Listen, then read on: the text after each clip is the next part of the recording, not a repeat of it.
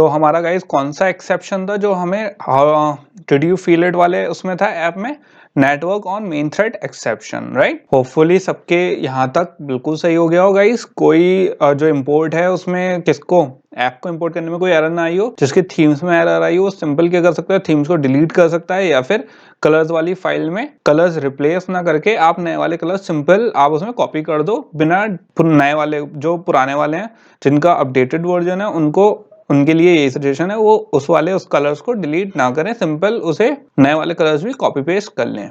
तो यहाँ पे अब गाइस किस पे चलते हैं, थ्रेडिंग पे चलते हैं कि basically network on main thread exception है क्या और इसे कैसे डील करेंगे, और इसे अपने ऐप में गाइस बाद में सॉल्व करेंगे हम, अभी हमें जरूरत नहीं है, अभी हमें इसका कॉन्सेप्ट समझना है।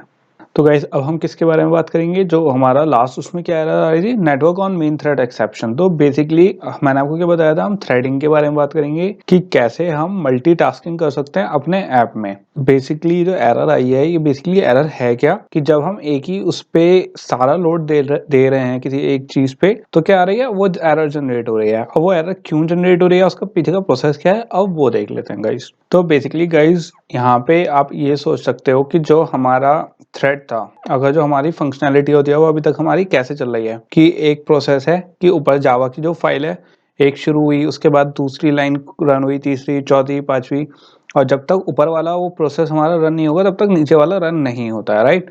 तो गाइज वो बेसिकली क्या कहते हैं, एक थ्रेड में रन हो रहा है। तो हमारा अभी तक क्या था कि सिंपल अभी तक हमारा एक ही मेन थ्रेड था, एक ही जावा फाइल है, उसको ही ऊपर से लेके नीचे तक हम चला रहे हैं, राइट। तो ऐसी जैसे हमारा थ्रेड है गाइस, तो यहाँ पे क्या है, हमारा इन आ रही है चीजें और बाहर जा रही हैं, राइट, हमें आउटपुट मिल जा रहा है। लेकिन कमी की बात यह है गाइस, हमारा क्या चल रहा है, सिर्फ एक ही थ्रेड चला रहे हैं, जबकि हमारी जो जो जितने भी सॉफ्टवेयर होते हैं गाइस वो क्या होते हैं, केपेबल हैं इसके कि हम मल्टीपल थ्रेड्स चला सकें एक साथ। मल्टीपल थ्रेड्स चलाएं, इसका क्या मतलब होगा गाइस, ये समझ लेते हैं। तो बेसिकली ये क्या हुआ, हमारे दो थ्रेड हैं, जैसे एक ये है एक ये है, राइट। तो अब गाइज अभी हम क्या चला रहे थे, खाली एक थ्रेड पे। अब गाइज अगर हमारी जो मेन जावा फाइल है उसके क्या क्या काम है, वो ये भी दिखा रहा है कि अगर कोई इमेज है स्क्रीन पे वो भी दिखा रहा है, कोई बटन क्लिक हुआ वो भी दिखा रहा है, अगर कोई नेटवर्क रिक्वेस्ट गई है तो वो भी परफॉर्म कर रहा है, फिर कोई बटन हुआ तो उसको भी देख रहा है, और फिर अगर कोई एक एडिशनल बटन क्लिक हुआ उसको भी हैंडल कर रहा है, राइट। तो बेसिकली गाइज जो इतने सारे हमारे, जब एक ही चीज पे इतना सारा लोड होगा तो एक्चुअली हमारा ऐप क्या हो जाएगा गाइज, क्रैश कर जाएगा या फ्रीज हो जाएगा। तो इसलिए हम थ्रेडिंग में बेसिकली मल्टीपल थ्रेड्स चलाते हैं गाइस, कि अगर मैं इस वाले जो प्रोसेस है हमारा, मैं इसे डिवाइड कर लूं, कोई चीज अलग बैकग्राउंड में चला लूं, कोई मेन थ्रेड में ले लूं, कोई सब थ्रेड ले लूं, तो गाइस उससे क्या होगा, एक फंक्शनैलिटी एक चीज हैंडल कर रहा है, दूसरी फंक्शनैलिटी दूसरी। तो हम क्या कर सकते हैं, एक साथ दो काम कर सकते हैं विदाउट एक चीज पे पूरा स्ट्रेस डाले।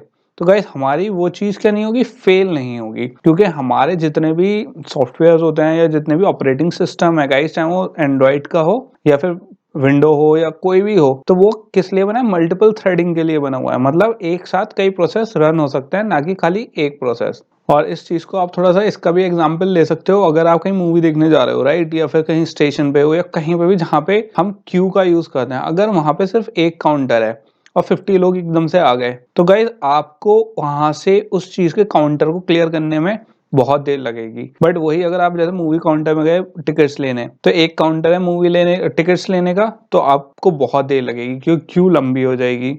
बट अगर वहीं पे ही 5 क्यू हैं और 50 लोग ही हैं, तो अब आपको खाली 10 लोगों को क्लियर करना है, तो प्रोसेस हो गया छोटा, उससे जो स्ट्रेस है वो भी कम हो गया, टाइम कम लगा और एफिशिएंसी बढ़ गई किसकी, जो प्रोसेस था, राइट। तो वही चीज गाइस हमारी थ्रेडिंग में भी होती है। हमें बेसिकली बेसिक आइडिया हमारा यही है, जो हमारी प्रोसेस है हमें उसे फास्ट करना है, क्योंकि अगर सारी चीजें एक ही इंसान पूरी करेगा तो गाइस उस पर स्ट्रेस पड़ेगा। तो हम क्या करते हैं, बैकग्राउंड टास्क चलाते हैं ताकि कुछ चीजें जो है वो कुछ और फंक्शन करे, कोई और मेथड करे और कुछ कोई और, राइट। तो हमारा बेसिकली ये मेन थ्रेड और बैकग्राउंड थ्रेड होता क्या है और इससे हमारी क्या प्रॉब्लम होती है वो देख लेते हैं गाइस। जैसे अगर मैं कोई गाइस, आप ये सोचो मैं कोई मेन थ्रेड है, ठीक है, हमारा ये ऐप था क्विक रिपोर्ट ऐप, तो अगर मैंने इस पे क्लिक कर दिया कि हमें रिक्वेस्ट चाहिए इंटरनेट पे ये वाली उसकी, राइट, तो आप सोचो गाइस सबसे पहले प्रोसेस क्या होगा। जैसे ही मैंने क्लिक करा, जैसे मैंने कहाँ पे कोई किसी पे भी क्लिक करा, राइट, किसी अर्थक्वेक की रिक्वेस्ट लेने के लिए, तो सबसे पहले जैसे ही मैंने ऐप पे क्लिक करा वो कहाँ जाएगा? इंटरनेट पे। वो चेक करेगा रिक्वेस्ट है नहीं है, क्या रिक्वेस्ट अप्रूव हो रही है, वो उसे रीड करेगा, इंफॉर्मेशन लेगा, फिर जाके हमें कहीं दिखाएगा। आप ये देखो किसी चीज को प्रोसेस को टाइम लग रहा है, जैसे मैंने क्लिक करा तो उसे रिक्वेस्ट लेने में, उस डेटा रिसीव करने में टाइम लगा। अब इसी बीच मैंने 3 बार क्लिक कर दिया। और तो गाइज आप ये सोचो, जब तक मेरी पुरानी वाली इंटरनेट वाली रिक्वेस्ट पूरी नहीं हो जाएगी तब तक मेरी क्लिक वाली रिक्वेस्ट पूरी नहीं हो पाएगी। मतलब जो मैंने क्लिक्स करे, तो इसका मतलब मेरा फोन किस में चला गया? फ्रोजन स्टेट में चला गया। फ्रोजन स्टेट मतलब जब मेरा जो ऐप है गाइस वो हैंग हो गया। क्यों? क्योंकि हमने जो मल्टीपल प्रोसेस चलाए थे, अभी हमारा एक प्रोसेस खत्म नहीं हुआ और उसके बाद हमने मल्टीपल प्रोसेस और भी क्या कर दिए? अप्लाई कर दिए हैं उस पे। तो इससे हमारा ऐप क्या होगा गाइस? क्रैश हो सकता है या फिर फ्रीज हो सकता है। तो बेसिकली इसका प्रोसेस क्या होता है? जैसे हमारा मेन थ्रेड है गाइस, राइट? तो अभी तक हम मेन थ्रेड पे ही वर्क कर रहे हैं। हमने जितने भी चीजों पे अभी तक वर्क करा है अपने एंड्रॉइड में, वो सब मेन थ्रेड है कि हमने सिंपल एक जावा फाइल ली, उसी पे वर्क करा। अब आप कहोगे कि यार अभी तक तो हमने जब मेन थ्रेड पे वर्क करा है तो आगे भी क्या प्रॉब्लम है? अभी तक तो हमें कोई इशू नहीं आया, कोई प्रॉब्लम नहीं आई। तो गाइस प्रॉब्लम ये है कि अभी तक हमारे ऐप्स छोटे थे, उसमें कोई नेटवर्क रिक्वेस्ट नहीं चल रही थी, कोई परमिशंस नहीं चल रहे थे। एक ही सिंपल हमारे प्रोसेस होते थे कि एक मेथड से दूसरे मेथड पे जंप चला गया या फिर एक लूप से दूसरे लूप पे, राइट? तो उससे हमारी कोई जंबल अप नहीं होता था, मतलब कोई इतनी कोई प्रोसेसिंग वाला वो नहीं था कि कोई भी प्रोसेस टाइम होल्ड नहीं कर रहा था। लेकिन अब गाइस जब हमारे ये वाले नेटवर्क वाले प्रोसेस आ गए या फिर डेटाबेस वाले आ जाएंगे, तो गाइस उसमें क्या होता है, एक प्रोसेस को टाइम लगता है फीड करने में। कि आपने कोई रिक्वेस्ट करा डेटा नेट की, डेटा की या इंटरनेट की, राइट? और आपने गाइस उसे रिक्वेस्ट तो कर लिया, लेकिन अब उसके पास प्रोसेस बहुत है। आप एक बार बताओ, अगर आपका नेट स्लो है तो जैसे कई बार आप कोई चीज खोलो तो पेज एकदम से लोड नहीं होता, तो इसका मतलब उसको नेटवर्क को क्या फीड लेने में टाइम लगा, किसकी वजह से? नेटवर्क की प्रॉब्लम है। अब गाइस उसके बीच में हमने और भी प्रोसेस कर दिए तो वो प्रोसेस तो स्टक हो गए हमारे। कैसे? अब मैंने मेन थ्रेड पे पहले तो एक नेटवर्क की परमिशन ले ली, उसके बाद अभी वो पूरी नहीं हुई, लेकिन मैंने एक के बाद एक के बाद एक 4 क्लिक कर दिए। तो गाइस हमारा यहाँ पे क्या हो जाएगा? ऐप क्या हो जाएगा? स्टक हो जाएगा। और कई बार आप ऐप यूज करते होगे तो आपको ये एरर, अगर आप एंड्रॉइड यूजर हो तो गाइस डेफिनेटली आपने ये एरर जरूर देखी होगी। कई बार हमारा ऐप क्या पूछता है हमसे, जो ऑपरेटिंग सिस्टम होता है वो क्या कहता है? Earthquake report is not responding, do you want to close it? तो वो क्या क्या होता है गाइस? वो यही एरर होती है कि जब जो डेवलपर होता है वो एक ये कमी छोड़ देता है कि वो इस चीज को अकाउंट में नहीं लेता है ऐप डेवलप करते हुए। तो इसमें क्या होता है, जब तक जो हमारा पुराना प्रोसेस कंप्लीट नहीं हो जाता, जो नए प्रोसेस है हम लगातार अगर क्लिक कर रहे हैं तो वो एक्यूमुलेट होते रहते हैं और उसका एक टाइम आउट पीरियड होता है गाइस। अगर वो टाइम आउट पीरियड से ऊपर हो जाता है तो जो एंड्रॉइड फ्रेमवर्क है वो बेसिकली उसे क्या कंसिडर कर लेता है कि ये ऐप क्या हो गया है? फ्रीज हो चुका है। तो ये जो है ना गाइस बहुत ही एक गलत प्रैक्टिस होती है और हमारी जो रेपुटेशन है हमारे ऐप की बहुत हर्ट कर सकती है।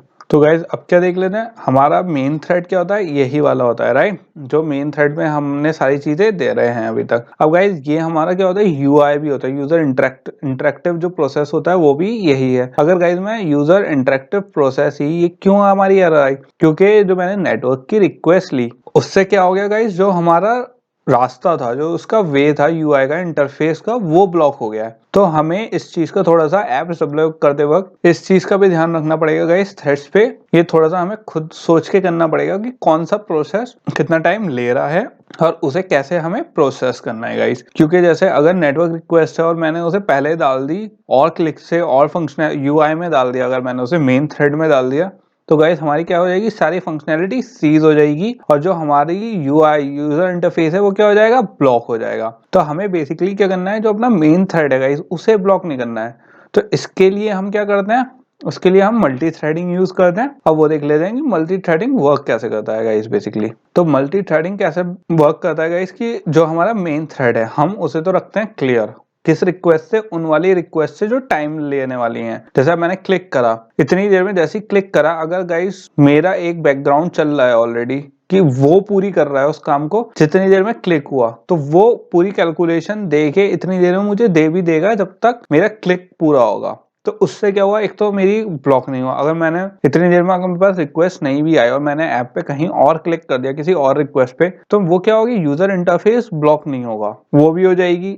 तो वो पुरानी रिक्वेस्ट ना होगी, नई वाली रिक्वेस्ट परफॉर्म हो जाएगी। तो उससे हमारे पास बेनिफिट क्या होगा गाइस, कि हमारा ऐप स्लो डाउन नहीं होगा, और गाइस हमारा एंड्रॉइड फ्रेमवर्क बना ही इस हिसाब से है कि वो मल्टीपल रिक्वेस्ट ज्यादा बेटर हैंडल कर सकता है इंस्टेड ऑफ वन। क्यों? अगर हम अपनी मेमोरी को डिवाइड कर दें सेवरल पार्ट्स में, तो वो जल्दी जल्दी, क्योंकि कोई कोई प्रोसेस होता है गाइस वो बहुत देर लगाता है, ज्यादा मेमोरी चाहिए। कोई प्रोसेस होता है कि जैसा अगर आप बहुत जीबी की कोई फाइल कॉपी करो तो उसे कॉपी करने में देर लगेगी, राइट। और कोई केबी की फाइल होगी, तो गाइज आप ये सोच लो एक तरीके से जो हमारी नेटवर्क रिक्वेस्ट है वो हो गई बहुत एमबी की फाइल, और जो क्लिक वाली हो गई वो हो गई केबी की फाइल्स। तो गाइज हमने अपनी मेमोरी को, अब अगर मैं एमबी वाली फाइल को पहले रख दूं कि भैया तुम पहले जब ये कंप्लीट हो जाएगी तब केबी वाली फाइल हो, तो गाइज उससे हमारा क्या होगा, यूआई ब्लॉक हो जाएगा। अब मैंने क्लिक का करा, क्या हुई गाइज, क्योंकि वो बहुत कम मेमोरी लेने वाली क्या है, प्रोसेस है, केबी की है। तो जैसे ही उस पर क्लिक हुआ तो हमारी क्या शुरू हो गई, जो ज्यादा टाइम लेने वाला प्रोसेस था वो भी शुरू हो गया दूसरे क्लिक के साथ। तो जब तक हमारा यूआई मेन थ्रेड पे ही है अभी, तो गाइज वो वाला प्रोसेस हमारा हैंड टू हैंड होता भी रहेगा और हमारा ऐप हैंग भी नहीं होगा उससे।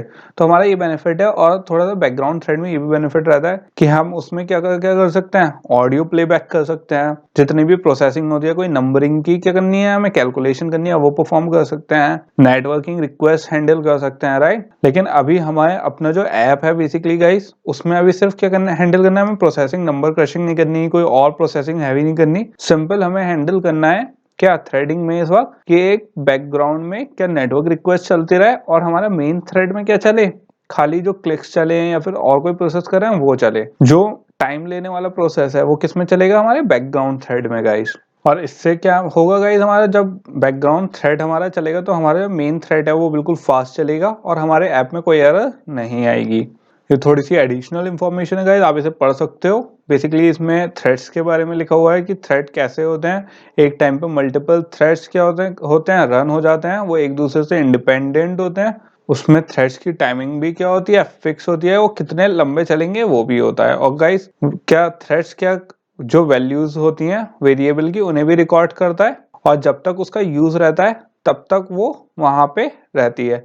और गाइस एक और बहुत इंपॉर्टेंट बात, थ्रेड्स जैसे हमारा बैकग्राउंड है नेटवर्क, तो नेटवर्क उसने परफॉर्म करा, लेकिन जब परफॉर्म कर दिया तो वो वाला टास्क क्या है, डिसअपेयर हो जाएगा गाइस। तो उसमें हमें एक बेनिफिट ये भी है गाइस, जितनी बार जैसे अगर आपने क्लिक करा, तो जरूरी नहीं है आप हर बार उस वाले जो और भी प्रोसेस है नेटवर्किंग का तो वो आपको चाहिए ही। तो गाइज इससे हमारा एक बेनिफिट और होगा कि आप सोचो मैंने अगर किसी और चीज पे क्लिक करूँ, गलती से क्लिक हो गया या कोई गड़बड़ हो गई, तो हर बार वो नेटवर्क की रिक्वेस्ट नहीं लेगा, तो उससे हमारी प्रोसेसिंग भी बचेगी। अब जैसे नेटवर्क की जिस वक्त जरूरत होगी तो हम अपने और क्लिक वाले फंक्शन विदाउट नेटवर्क वाले उस पर कर सकते हैं, राइट। तो उससे क्या बेनिफिट होगा गाइज हमें, कि हमारा जो नेटवर्क है जब हम रिक्वेस्ट करेंगे उस पर क्लिक करेंगे या हमें वही चीज चाहिए होगी तभी वो रन होगी। उसने हमें इंफॉर्मेशन दी बैकग्राउंड में और रन होके अब वो खत्म हो गया गाइस। तो हमेशा के लिए वो क्या है, अब हमेशा के लिए ऐसा नहीं है कि हमारी मेन जावा फाइल में अगर पूरी फाइल रन हो रही है तो पूरी वो भी रन होगी। अगर हमें कुछ और फंक्शनैलिटी करनी है तो उससे मल्टी थ्रेडिंग से हमें क्या बेनिफिट होगा गाइस, हम स्किप कर सकते हैं नेटवर्क वाला पार्ट तब के लिए जब हमें जरूरत हो। तो वो कौन हैंडल करता है और कैसे होगा वो भी अभी देख लेते हैं गाइस।